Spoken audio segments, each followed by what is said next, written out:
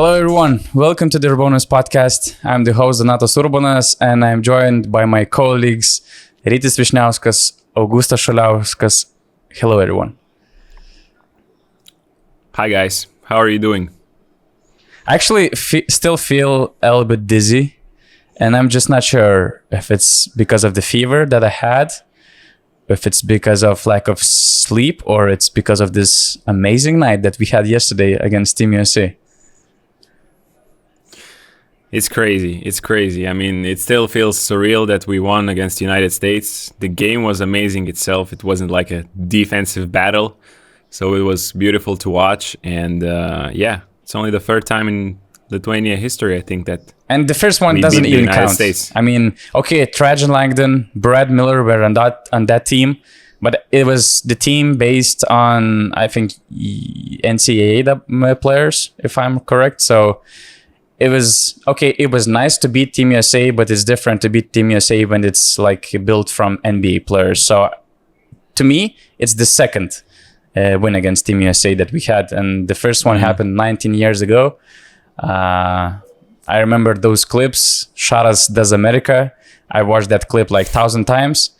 Probably even to this day, I could repeat word by word what Linas Kunigelis was commentating. You know, those plays when Šaras made all those 3-pointers, probably I could repeat him word by word.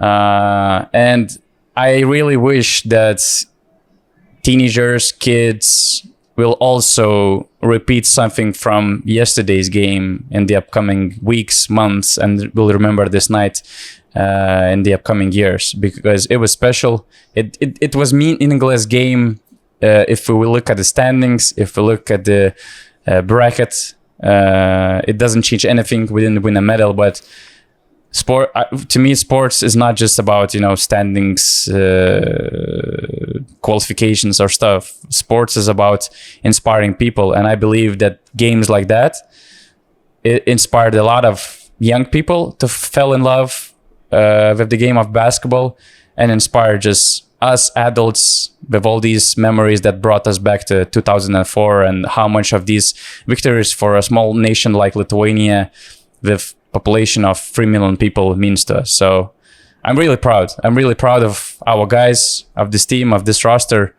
I mean, as Augustas broke down in his tweet, one NBA player, 5 yearly guys, the population of the city of Chicago.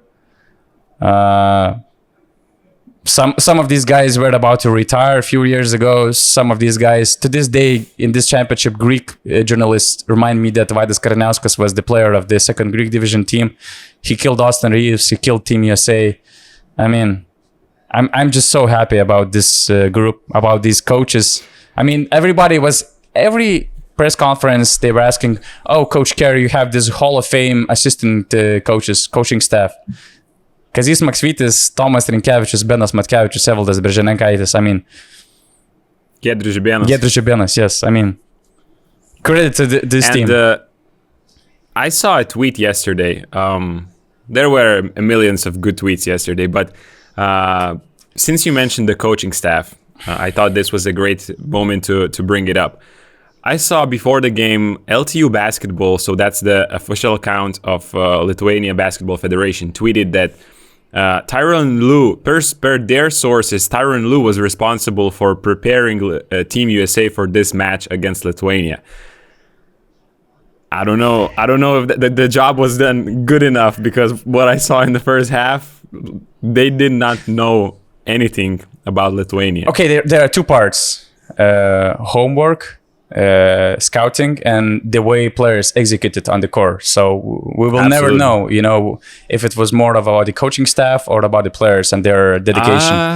Hey, but in the second half, Team USA showed proper respect to Lithuania. Like, we were up 19 and they started defending like crazy. I don't even see Anthony Edwards pressing the ball handlers so much in the NBA. The way he played defense in the second half, it was crazy. Also, Coach Kerr started playing lineups that made sense instead of lineups that he wants to rotate by the minutes he has prepared before the game, actually. So they showed respect to Lithuania in the second half, and that's what made it a hell of a ball game. Because to have a quality game of basketball, you need two quality basketball teams, and to me, it was one of the best basketball games I have ever seen live. Because it would be easy to say that in the first half, Team USA didn't perform. Lithuania was making every single shot. It was like 9 out of 9 shooting free. But in the end, if you want entertainment, you want competition. So you got the competition in the second half where Lithuania really had to weather the storm and somehow hold on to their lead, sometimes making some really crazy shots, especially the one that Kuzminskas made over Anthony Edwards, beating the buzzer. So yeah, it was something to enjoy. I actually was expecting to have a fun basketball game because, as Donato said, it didn't really matter tournament-wise. So there was no pressure. All there was a basketball, and you guys just play. And Lithuania actually beat Team USA by playing their game, not playing some sort of tactical, difficult game where you just lower the tempo, you foul all the time. No, Lithuania was also happy to run, happy to shoot transition threes, and do all the stuff that Americans really enjoy. And of course, Vaidas Karinauskas posting up Austin Reeves twice became a really big hit. And that also shows that probably they didn't go that deep into scouting to know whether Lithuania's tall point guard plays in the post or not. So yeah, it happened twice. Like when it happened once, you can say it's a mistake, but for the second time, they didn't send any help to Austin Reeves. And let's be real, Austin Reeves is not a defensive juggernaut. He's not a defensive stopper, especially when he has to defend in the low post. So it's not like Karinauskas doing this to him is a huge sensation by like basketball wise, but knowing that one guy just signed for Mažeikiai before the season and the other guy just signed a 40 million whatever extension with the LA Lakers, that's what makes this so special. Just for your information, that guy who signed with Mažeikiai still has an exit clause before the season starts. So if anyone is interested, and Tadas Bulotas, his agent, used the moment extremely well and wrote it on Twitter after the game, and it was like, "Wow, you really know what you're doing, huh?" But let me go back to this, saying that USA did not know, USA did not do the scouting, or Tyler Lue did not do the scouting. I think they did the scouting, but the players just didn't execute it well in the first half. I think the players even disrespected a little bit Lithuania, because from their body language, from their energy in the first half, it was Anthony Edwards. You mentioned his energy in the second half. He was locking down ball handlers. It was hard to dribble past him. In the first half, he was walking on the court. He was making shots on the offense. It was easy work for him. But on defense, he was walking. And simple set plays, you set one screen and, USA are not able to navigate through those off-ball screens. Lithuania shoot wide open threes. There was a highlight mix of the 9 threes Lithuania made to start the game. Yes, the first one by Tadas Sidekerskis, it was a stunt. It was a wide open three. He's not really a 3-point shooting guy. It's okay. But after that, all the other shots are wide open. It's not rocket science to make those 3-pointers. Lithuania came into this game shooting 44% from 3-point range. The best 3-point percentage in the tournament. By far. And if you allow those shots, those easy spot-up shots, because you are lazy, doubling JV, let's say, in the post, they had an idea of doubling him in the post, but they are walking to double. Like Anthony Edwards on the baseline is walking. He isn't running to double them in the first half.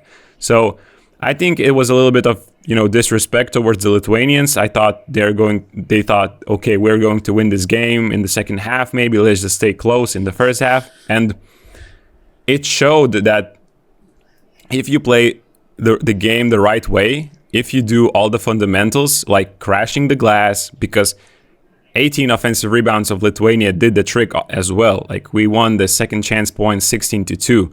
So in the NBA, the offensive rebounds are not emphasized as much anymore because you just have to go back to transition defense. And Lithuania did this fundamental thing of just crashing the glass. And nobody takes the rebounds. I think Jaren Jackson Jr., I know he was in foul trouble, but he did not have a single rebound, or he had at least or only one. So these fundamental things like moving without the ball when someone is dribbling, crashing offensive glass, allowed Lithuanians to win this game. And it was amazing. That's a good point you're making about their effort and everything else. I agree completely. And I just want to mention a couple of numbers. Like Lithuania, I believe somewhere in the middle of the third quarter or at the beginning of the fourth quarter was 29 from 49 shooting free, counting both games, versus Greece and versus USA. I still think it's not really sustainable, but these are open looks. These are spot-up shots. So you're expecting good professional basketball players to make those shots. That's what they're doing really consistently so far. And another number, as you mentioned, the offensive rebounds.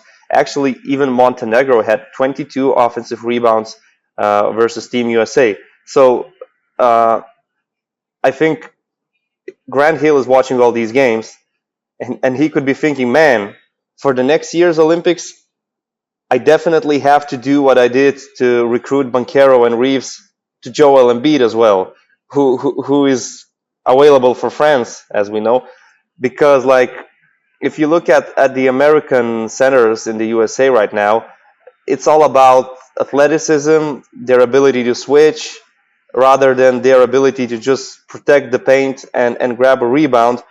Their best center right now is Bam Adebayo. And you're expecting probably in the Olympics for them to play Adebayo and Draymond Green the way they did in Tokyo.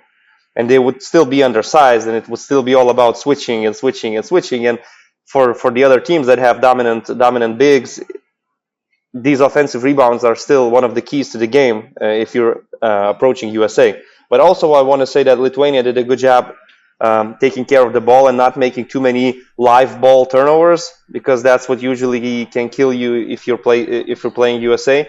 There weren't too many live ball turnovers. There were offensive fouls. There were some out of bounds passes, but these are not the tools for Americans to run the fast break.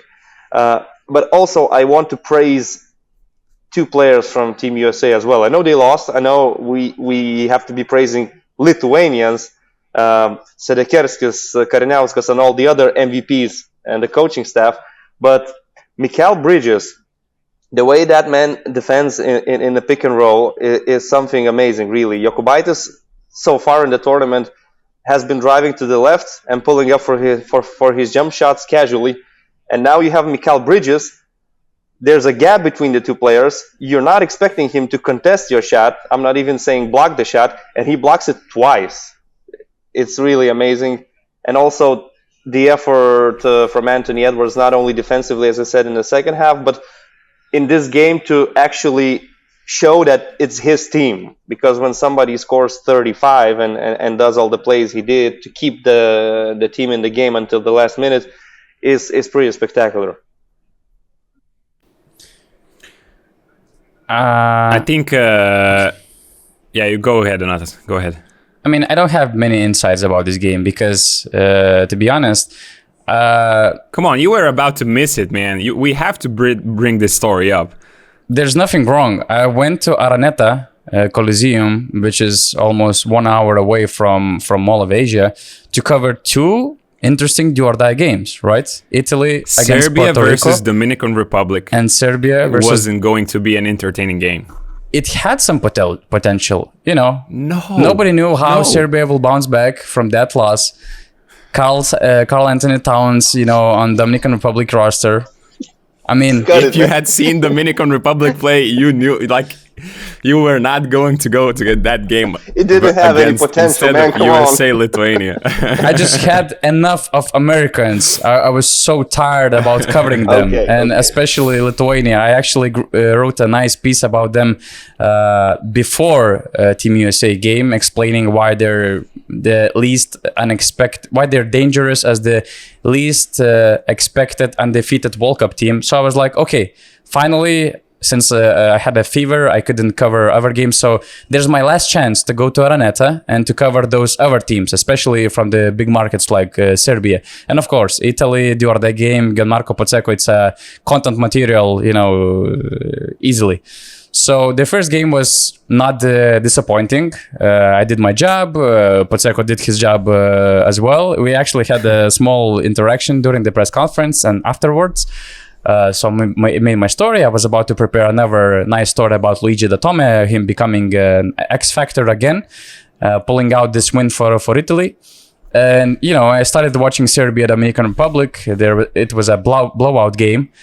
And the problem was that air conditioner started to kill me again. That's the reason why I got sick, actually, because somebody in the Mall of Asia just has this power to put air conditioner power, up and to kill everybody in the gym. So actually I had the same feeling in Araneta, and I decided to go to media workroom to continue watch the game from there because I cannot stand it to be in the gym. And then I see this TV screen with Lithuania and USA, and Lithuania is almost up by 20.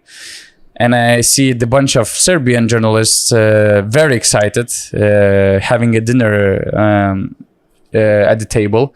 And they were smiling and like, man, what you're doing here? I mean, what the hell are you doing here? You should be in the other gym.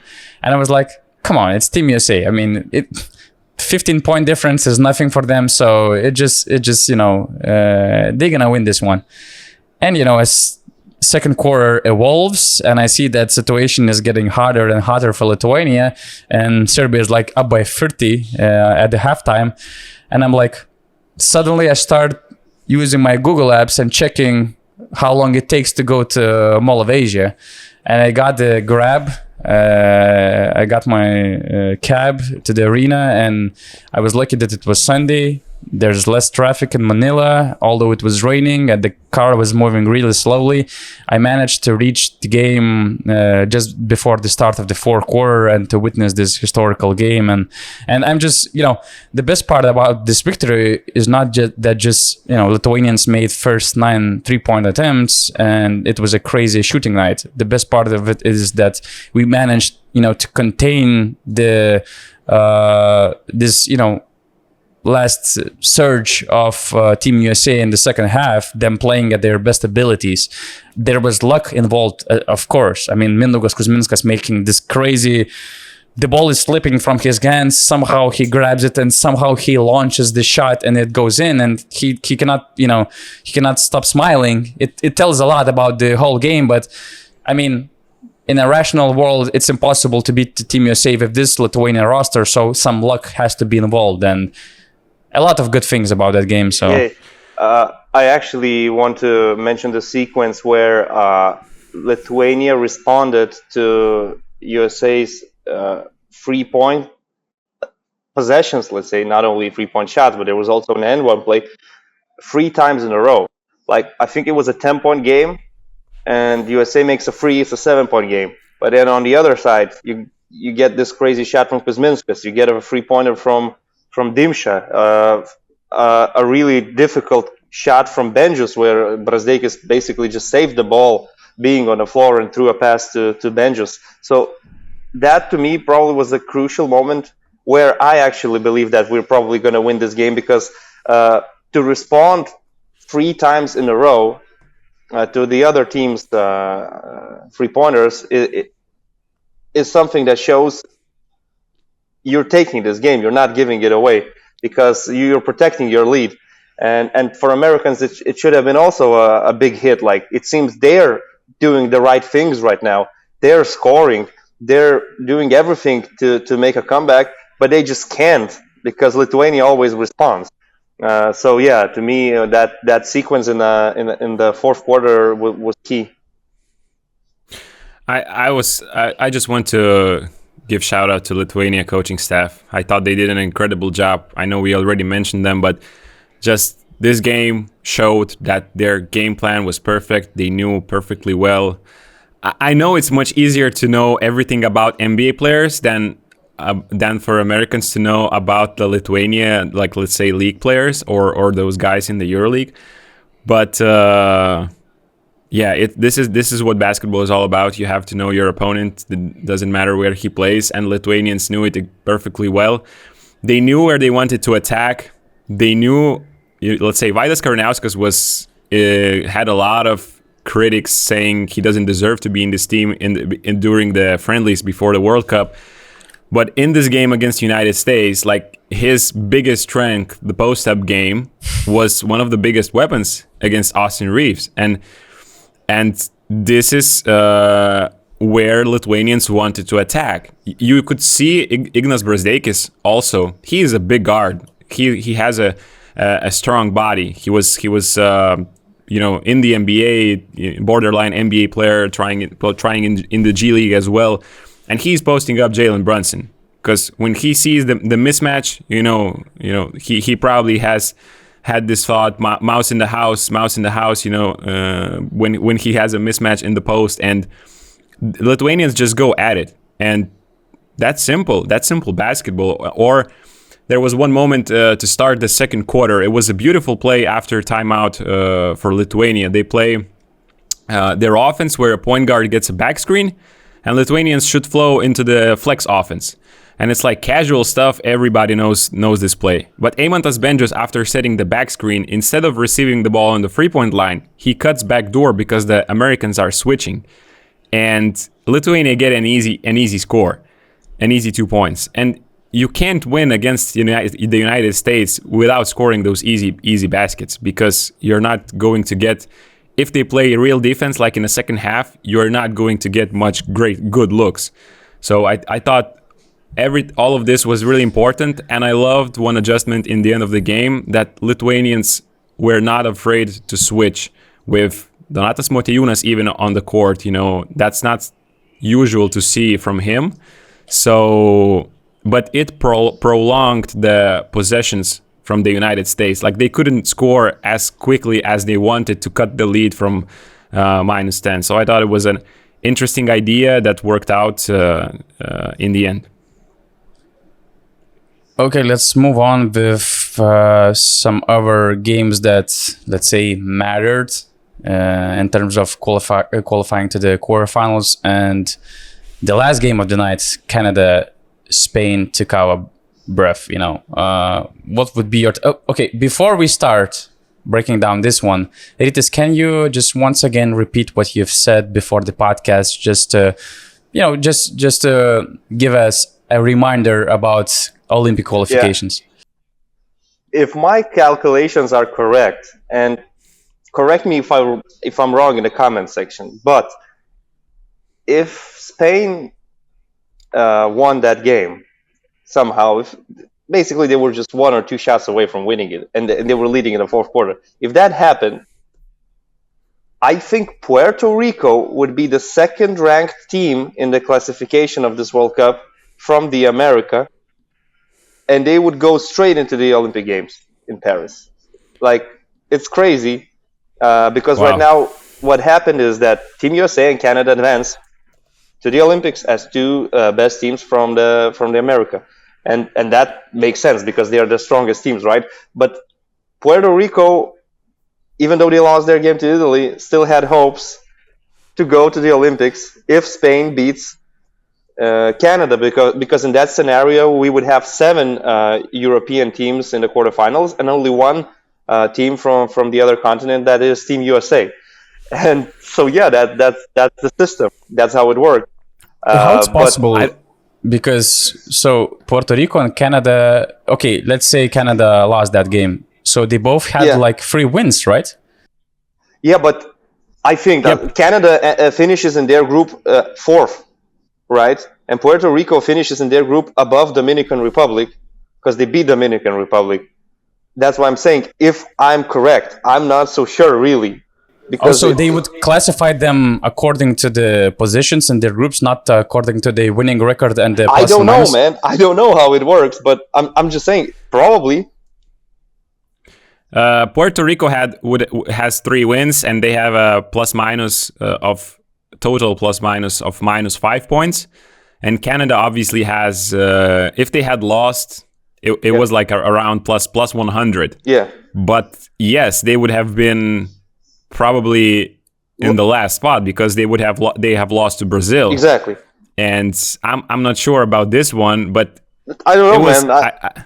So maybe Brazil would go to the Olympics, or no?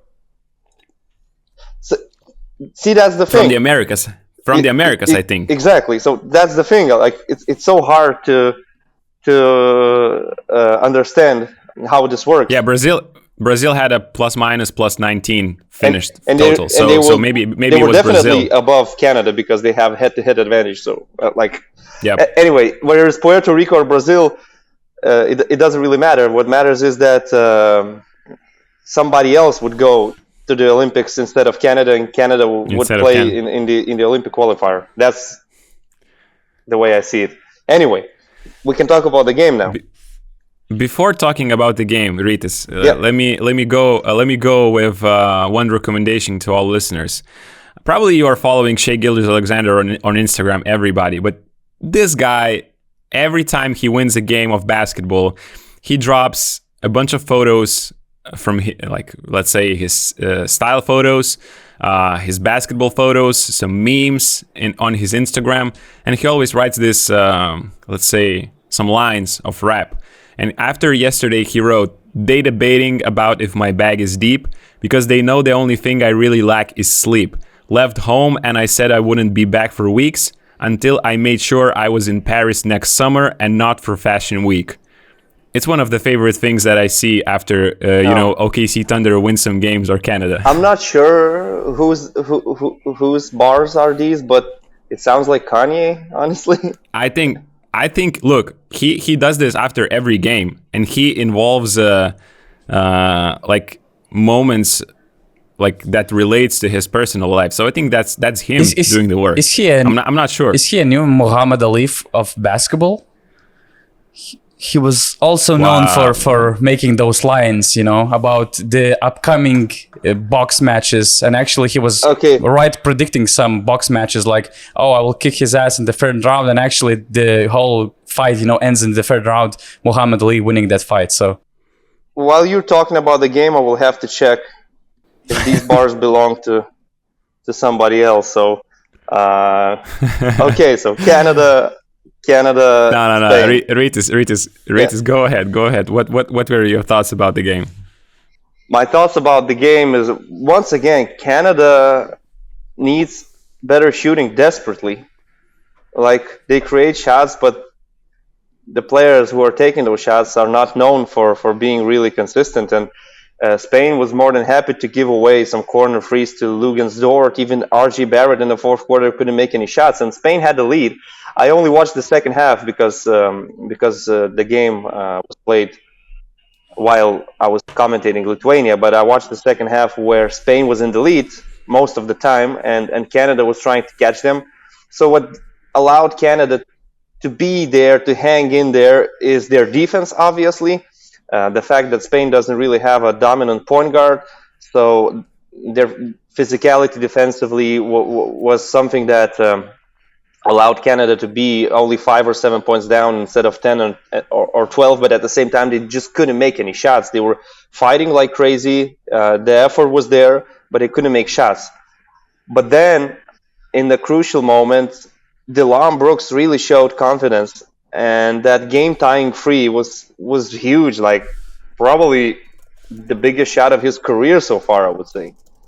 And then what happened is that Gilgeous-Alexander did to Victor Claver something that MJ did to Brian Russell. It was like that. I had the same feeling watching that play. Really, I think that Shea did it, let's say, more according to rules. There was less offensive foul action than maybe MJ had with this hand.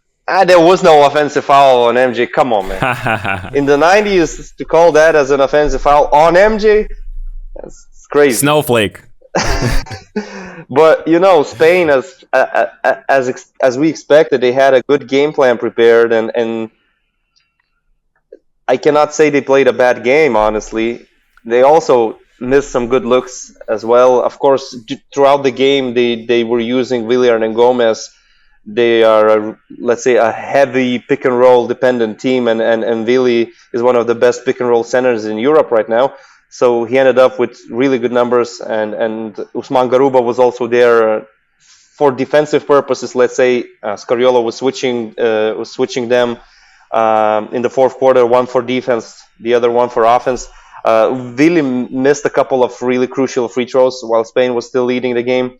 So I think Spain had a good game plan, and Canada, they were fighting, they were doing everything. You could see how much it mattered.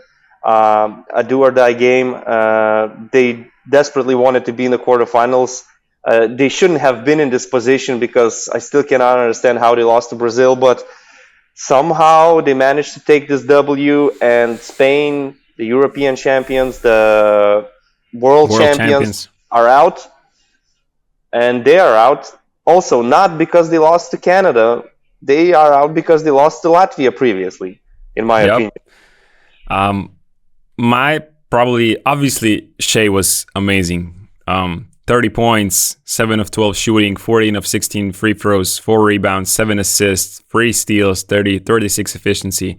Not that it matters that much, but that last thing, I saw a photo of his last shot. His left knee was basically touching the ground on that move. I thought that was spectacular, just to shows his skill and how he can maneuver his body. But besides him, I want to emphasize the importance of Dylan Brooks in this game.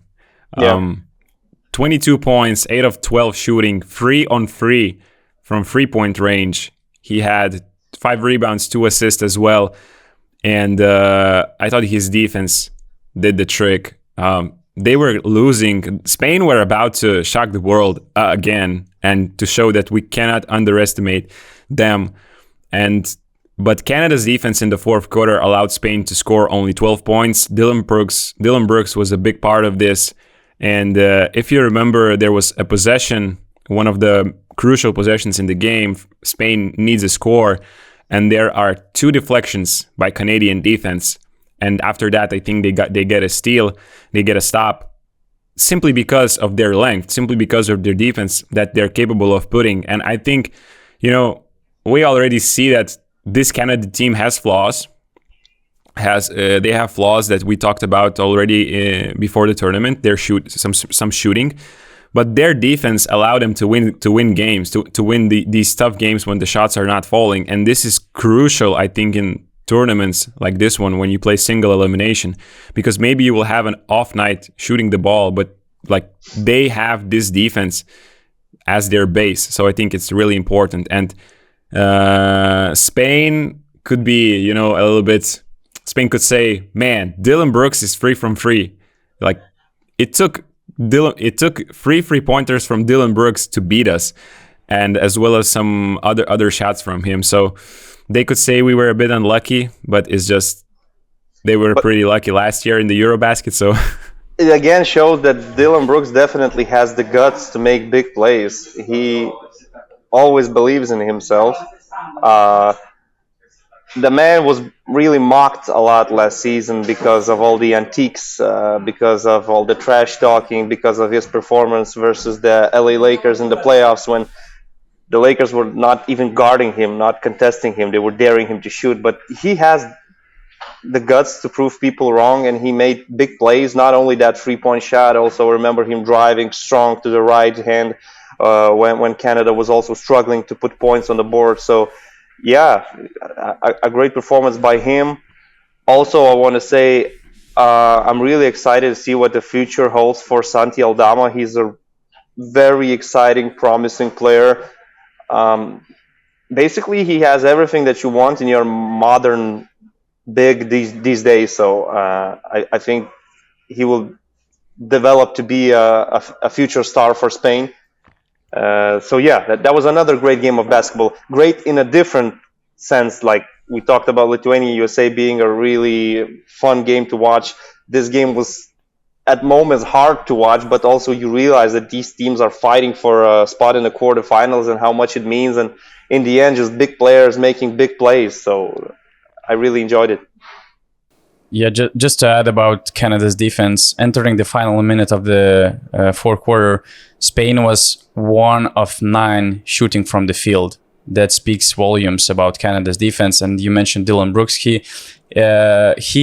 was the main guy on that decisive defensive stop when I think Alex Abrinas lost the ball. The score was tied. It was basically around 60 seconds to play, and I think that in the following possession, Dylan Brooks hit that 3-point shot.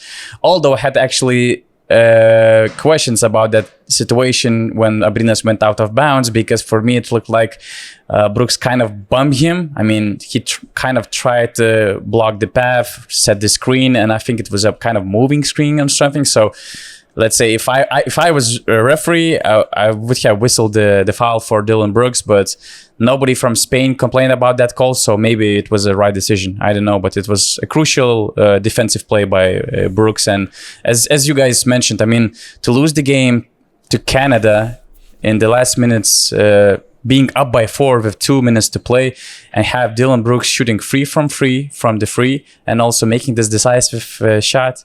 I mean, that's painful. You cannot put yourself in a better situation to win the game with all these conditions. By the way, I did my research. I Googled, and it seems like it is Shea spitting bars. It is him, man. It is him. I'm telling you, because it always involves, what happens in his real life, with OKC or whatever. That is nice. Respect. Donatas, yeah. You mentioned the 1 of 9 shooting of Spain in the fourth quarter, and it's not only a testament to Canada's defense, it's also a testament of how Spain lacked Lorenzo Brown this year. Because, yes, Dylan Brooks is, I think, a top 5 defender in one-on-one, I would say. And according to the metrics, advanced metrics defensive, they would say the same thing, the stats.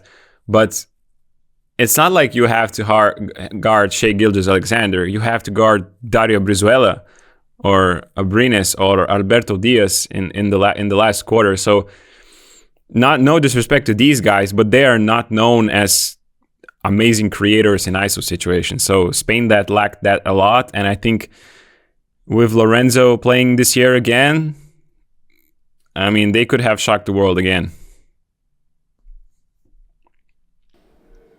Could they, should they? Okay, Latvia, Brazil.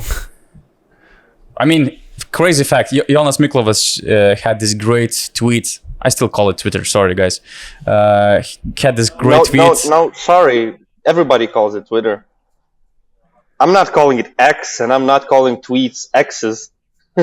Yeah, actually now these are posts, so it's so casual. But whatever. Anyway, yeah, it's such an amazing thing to have Slovenia, Latvia, and Lithuania among the top 8 in the world. These 3 countries, their population is 3 million or less. So it just again speaks a lot about the basketball tradition, basketball culture, the talent, and the teamwork, team basketball that we play and produce here. So kudos to all these small countries doing big things in this tournament. Yeah. Okay, so this game just proven a point that Latvia is a serious team. It's not like some sort of a fluke, but they deserve to be where they are by beating some European giants and at the same time beating one of the best teams from South America. And last time when we talked together with Ogis, probably we didn't put enough emphasis on how Latvia plays defense, how dedicated they are, the way they are able to switch with, let's say, a center like Gražulis, and the way they are just fighting for each other. I think these are some things that actually make them a really, really super strong team. And then you can talk about the 3-point shooting and everything else. However, one thing was really strange for me to see, and that would be a question to Brazil's head coach. Like, I know you're playing a lot of zone defense because you want to hide Iago dos Santos, who's a undersized guard, or you're playing a 40-year-old Marcelinho Huertas, but their zone was just so easy to break. I mean, Latvia just make one simple pass to the middle of the zone defense to Gražulis, and from there he can create, he can score, he can make an extra pass to the corner or to Schmitz under the rim, who finishes with a dunk. That zone was definitely not working, and I think you should react quicker in these situations. You don't have to wait until you're down by 15 or almost 20 points. And they were using the zone defense for, I don't know, 80% or 70% of the time, and it was clear it's not working. Luka Banki was prepared to face the zone, and it was so easy for Latvia. Just a couple of passes, and they create the shot they want. And basically, the zone defense made Gražulis the MVP of the game because he was always there in the middle, getting the ball and having a lot of space to create or to score.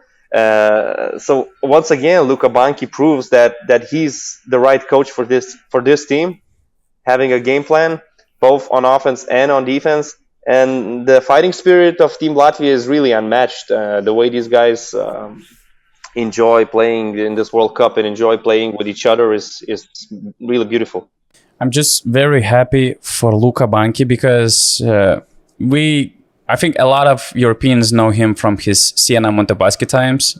He was the assistant coach to Simone Pinegiani.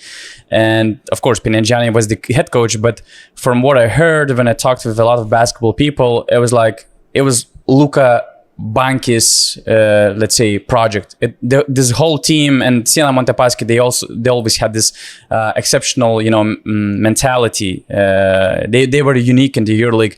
And it was, let's say, the way Luka Banki projected that team. And when he started his head coaching career, it looked like a very promising head coach, but he didn't find success with Milan. Later, he got a couple of more opportunities, and the last time he failed was, I think, in Lokomotiv Krasnodar when they didn't qualify to the next stage in the Euro Cup, although they had a title contender roster that year, and he was basically off the market.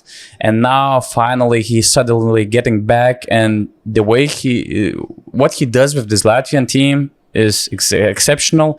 And yeah, I'm not taking any credit from the players. We can mention a lot of individuals like Gražulis, like Žagars, Bertens, all the other guys, but Luka Banki also he's the guy who deserves a lot of credit for the tournament that they have. So I'm just happy that those guys, being written off, but they recover and they prove their worth, and they're back on map again. It is just, yesterday was a day where two of the best stories of the tournament happened. First Latvia winning and being in the top 8 in the world without all these players is a testament how great of a job Luka Banki did. You said it perfectly.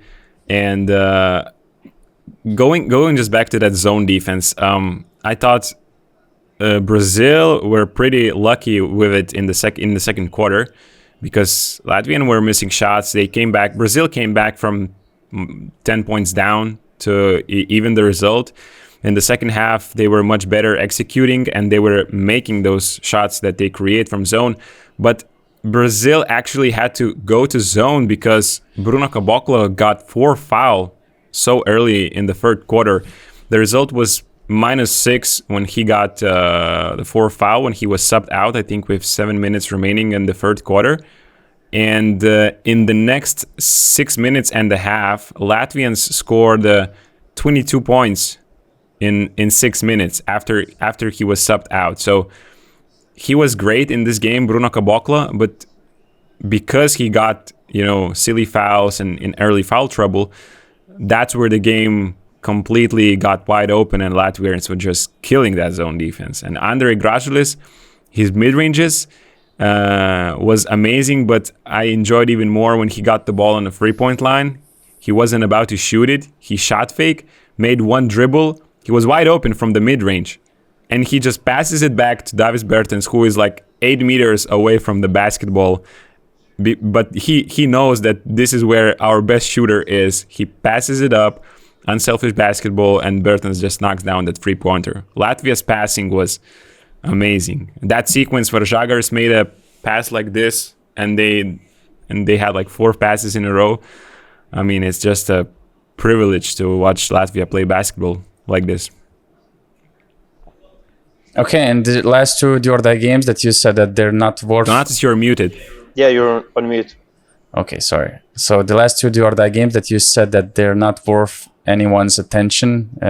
Serbia, Dominican Republic, and Italy, Puerto Rico. Just few thoughts about Luigi Datome. I mean, when he joined Italian national team roster for the FIBA World Cup, it was already announced that he is going to retire after the competition. And, it's like, okay, you're bringing the veteran to show him the respect, to let him play in his last international competition. You're showing the gratitude for the years he dedicated for the national team, for his basketball career. And it's kind of unclear what kind of impact he might have for your team as a vet, basically maybe as a 11th, 12th, 10th guy on the roster. So in the first 3 games of the World Cup, he scores maybe like 17 points, but his shooting is like 6 of 21 or something. The game against Serbia comes. He basically, helps them to survive this game in a do or die game and puts them in a position to qualify to the top 8.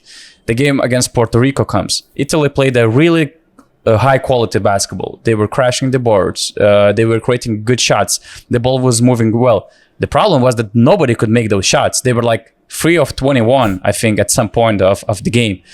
And there's Luigi Datome. In the third quarter, he hits 1 3-pointer. He gets another 3-pointer. He hits another shot.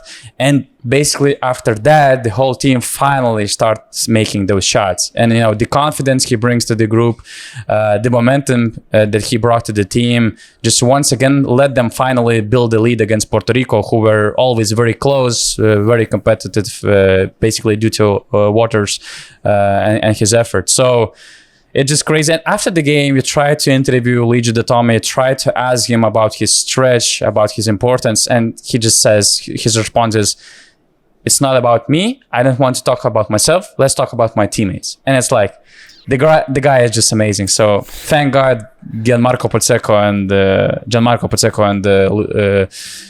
Gianpaolo Ricci had enough stories about him to share his greatness. So it just, it feels like, it's just a perfect setup. It feels like the World Cup is played according to some kind of script. It doesn't happen in a real life, but it looks all like a movie.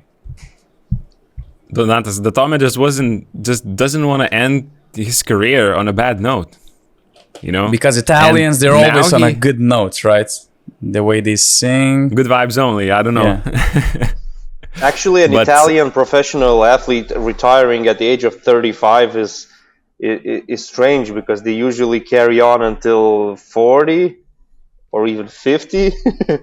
Like, plenty of examples from basketball and football is probably their food and everything allows the Italian athletes to be in such a good shape for such a long time. And the way Datome is playing, you could raise the question, maybe he should reconsider retirement and try to get into the Olympics next year. Look how elders look in Italy. They look so cool, so fashionable and stuff. That has to be a talent thing. Yeah. But you mentioned the third quarter and the fourth quarter of Gigi Datome, and he did the same against Serbia. Like, it was Fontecchio and him doing the comeback, the crazy comeback from -16. So, well, if Italians are down to United States again in the quarterfinal, look out for Datome in the second half to make some shots, because he's the guy who scores from the off-ball movement, and that's where the Achilles heel of the United States is. So. Yeah, but that would be interesting. Also I have to say that Italy-Puerto Rico was not a very quality game. There was a lot of chaos on the court, like both teams running and gunning and just not making plays. In the end, Italy found the guys, like Gianpaolo Ricci actually performed really well and everything, but I don't think it was the best possible game that Italy could produce. They were much better versus Serbia. Of course, Puerto Rico, you expect them to play this way. You expect them to be a team that's running the fast break and putting a lot of trust into their star guard, Waters.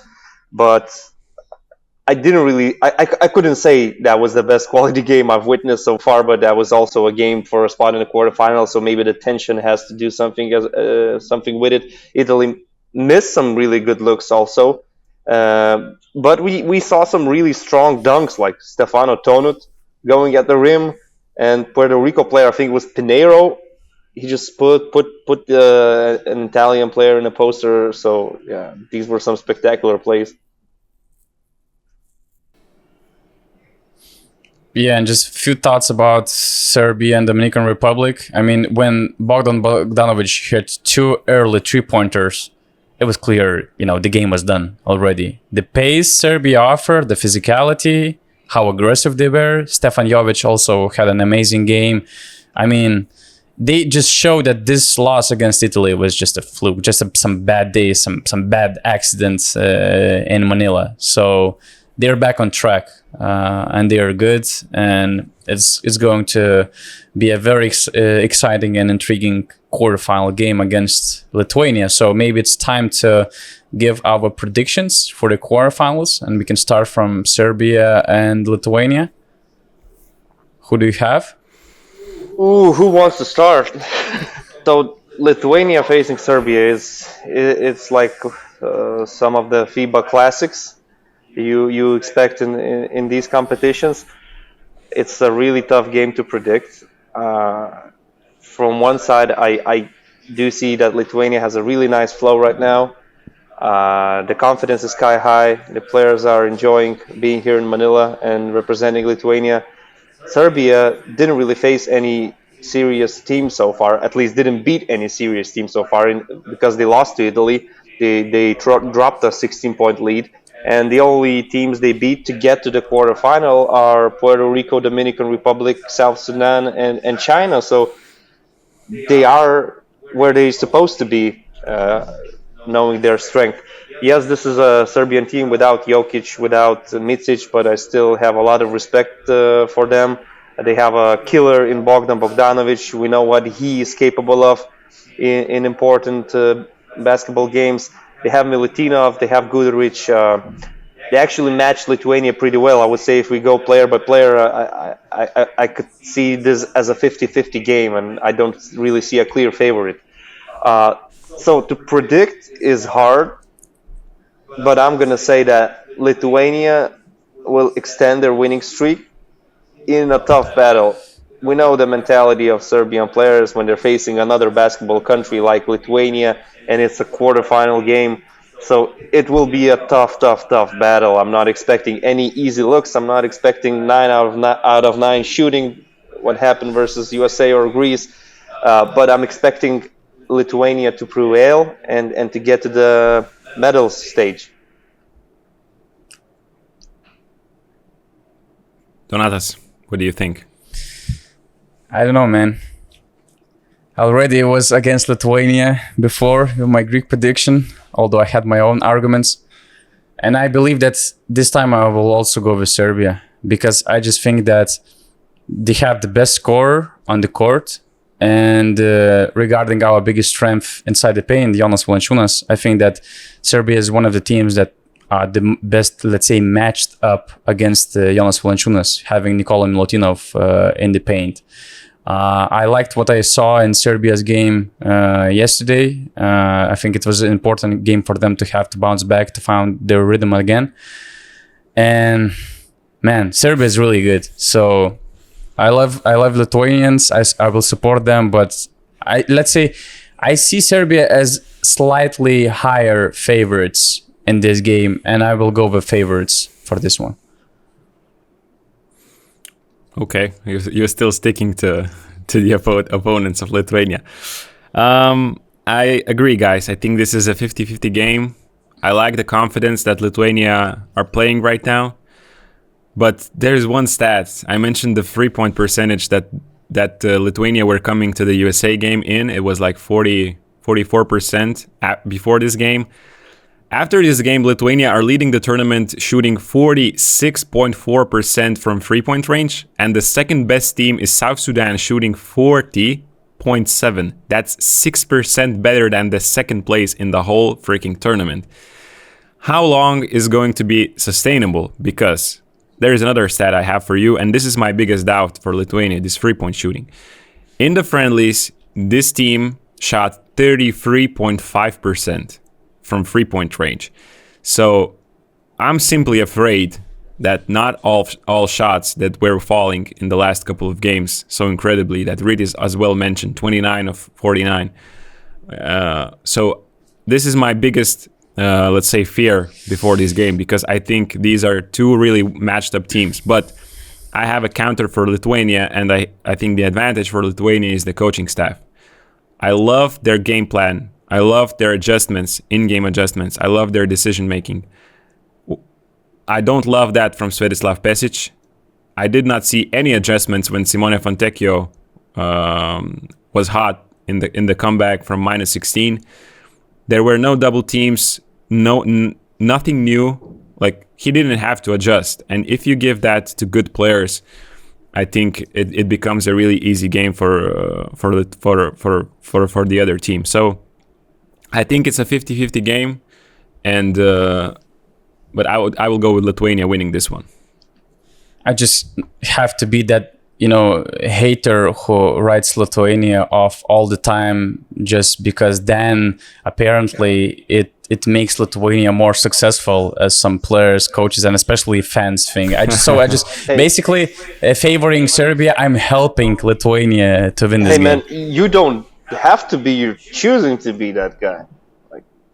But okay, in this scenario, I respect your opinion and your prediction because it's almost a coin flip. Like, you just choose which team you're picking. But versus Greece, man, that was a crazy prediction, I think it was a normal prediction because many people were shitting in their pants in the first three quarters. So I'm good with that prediction. It was high stake prediction, but I don't feel bad about that one.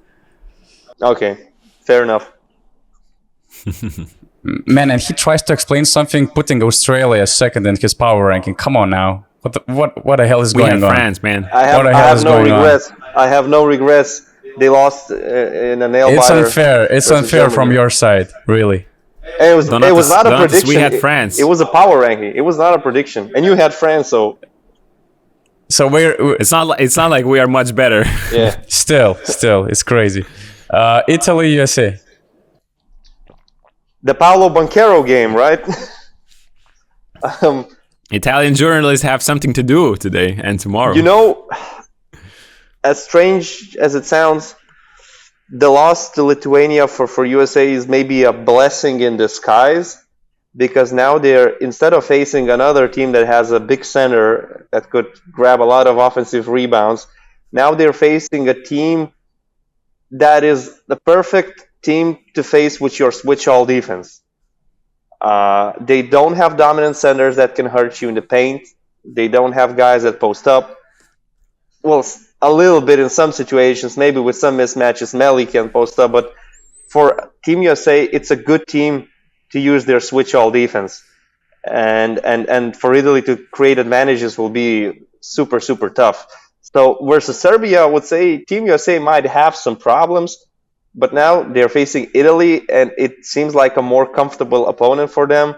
So I hope that Italy will be making shots. I hope that Fontecchio will have a good game, so we could see a real quarterfinal where USA has to be serious for 40 minutes. But I don't really see an upset here. I think that it's a good matchup for USA, and they will advance. Man, Rytis, you said it so well. I think that Italy has like two components that reminds me yesterday's game. They can have a crazy shooting night, and they have the ability to crash the boards. They did it really well against Puerto Rico. I think that they took almost 20 offensive rebounds. But as Rytis mentioned, I mean, they don't have such a dominant center inside the paint to put Jaren Jackson in foul trouble. And of course, I mean, to beat Team USA, you have to play above your level. A lot of factors have to be included. And I don't know. I will be rational with this one as well. So I'm going with Team USA. I agree with you guys. I think it's a perfect... let's say it's a very, very comfortable matchup for the United States. Their off-ball movement of Italy could hurt. But if they're serious from the beginning, it's going to be much harder to do. Simone Fontecchio is also, facing, let's say, will be facing probably Mikal Bridges or his type of body caliber defender. So it's definitely not going to be easy for him as it was against Serbia. So and also, as much as it hurts, I have to go with United States as well. And also, on top of things, I think it doesn't help Italy that USA got their asses kicked. Like, it will probably be a lesson for them, and they will be approaching this quarterfinals with more seriousness, and they will not start so casually without energy, like you said, walking on defense. I think after they were beaten by Lithuania, it was a wake-up call, as Austin Reeves admitted in the mixed zone. So yeah, it also doesn't help Italy's chances that USA already lost one game.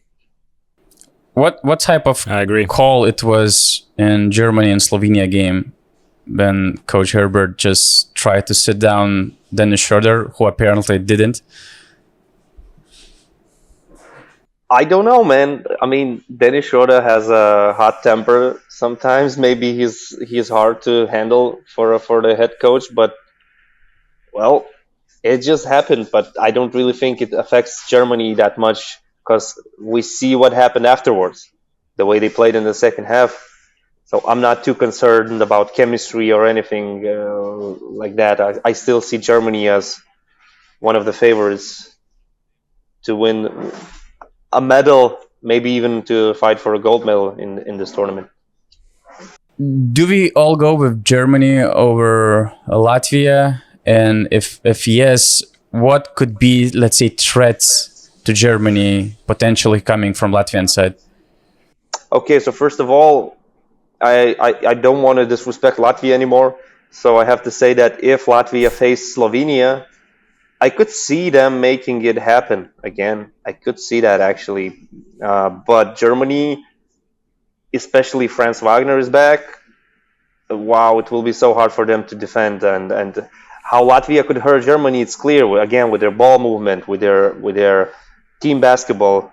If they make shots, if their point guards get hot, Zorix and Žagars, they could match Germany in scoring department for a while. But a team with Dennis Schroeder, with Mo Dallot, and Franz Wagner is so tough to defend. And Germany has been on a hot streak so far. And they beat some great teams, especially Australia, my second power rankings team.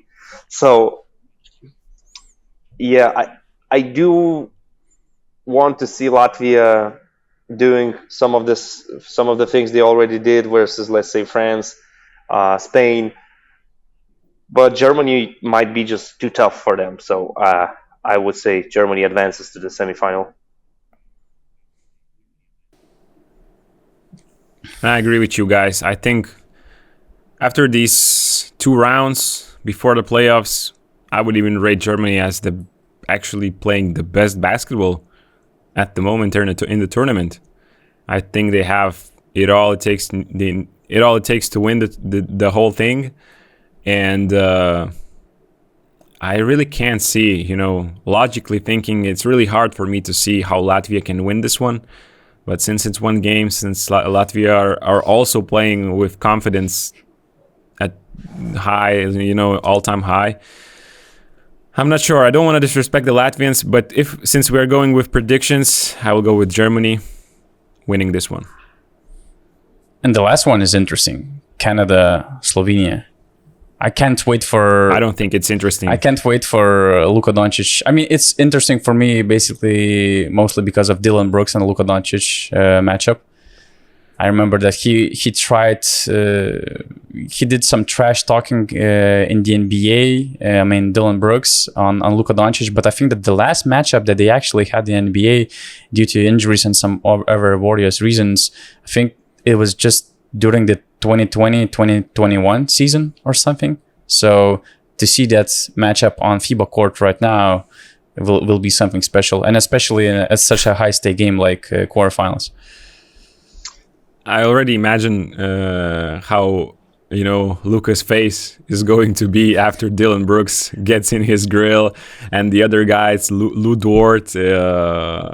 But hey, why I said it's not going to be interesting, like there will be a lot of storylines in this game. Shea versus Luka, who is the best player in the competition, maybe, who is the best player overall. But I think this Canada team this could be where it go wrong in a couple of days, but this Canada team is a perfect team to play against Slovenia. Their defense is amazing. Who is going to guard Shea from Slovenia's side? I think this could be an easy blowout for Canada. But hey, this is Luka Doncic where they are going to be playing against. So anything can happen. Some rainbow step back freeze. But I see this being like a 20-point difference. Okay, for once, I probably have to make a prediction that goes for the underdogs, and Slovenia are the underdogs in this situation. Obviously, in this matchup, even though they qualified in an easier path, in an easier way than Canada did. Basically, they played Germany only for the first spot in the group, not for the quarterfinal. So if Canada once again has these shooting issues, if again, similarly to the Brazil game, the ball stops moving and they start playing hero ball, and if Luka Doncic is making his step back shots and doing all the right plays, and the other guys chip in like Prepelic, Toby, and others who are actually performing at a very good level so far in this World Cup, it's a doable task for Slovenia to beat Canada. Canada doesn't seem as scary right now as they did after they trashed France. After these games versus Brazil and Spain, you can see that they have weaknesses. You can see that a European team can definitely beat them. And I'm just going to go with Luka. I'm picking Slovenia. Of course, they will need some luck for this to happen. They will definitely need Canada to have a really bad shooting night. So yeah, I'm just going with Luka Doncic and Slovenia. I'm also actually getting back on Luka Doncic bandwagon. I mean, it's impossible that we can have one stage without any upset. So I also didn't pick any underdog in the previous pairs. So this time I'm going with Slovenia just for the same reasons. I mean, Canada has shooting flaws. They are facing problems, and there's Luka magic behind this whole Slovenian success. The supporting cast, some other players, they're not as bad as I've anticipated before the tournament. So they have tools to surprise. They made it to quarterfinals. I don't feel that there's any pressure anymore. I really hope to believe that they learned from their past lessons from the previous competitions, starting from the Olympics, then the Eurobasket. I hope that they will take it more seriously, and with some with a lot of luck involved, they will pass through Canada to make it the biggest upset of the quarterfinals. I like it. You guys are going with Slovenia. I'm saying Canada is going to win. Are going to win by 20. That's disrespectful. Going to be an interesting That's disrespectful thing to follow. I don't think so. I just think Canada is perfectly suited to play this Slovenian team. That's true. You're right. I mean, hey, you might be very right with this one. Your prediction actually makes more sense than ours. I admit it. But the thing with prediction is that, I mean, in 2010, Octopus Pauli proven that an animal or a creature is just perfectly capable of picking the right brackets as a human being. They have more or less the same chances of doing so. So predictions are there always to be made fun of when something goes wrong. And in this World Cup, obviously, a lot of things are going against the predictions. Absolutely. You're going to get some right, you're going to get some wrong. So shout out to Octopus Pauli, the legend, the real legend. So since it's getting crowded here in the media workroom, a lot of journalists are coming from different spots, like from Jakarta, Okinawa, or just from Araneta Coliseum. So the media workroom is getting a little bit more expanded. More and more journalists are coming here because we're actually close to the beginning of the Serbia national team practice. Slovenia follow up next if they won't cancel the practice as well, because I saw that Canada already canceled the practice. So a lot of stuff to do here, and of course catch up all the updates, all the news, articles and stories about the World Cup on basketnews.com website, and of course on basketnews.com social media channels on Twitter and Instagram, and of course follow and subscribe basketnews.com YouTube channel. It was a pleasure to talk to you guys one more time, and let's see you after the quarterfinals.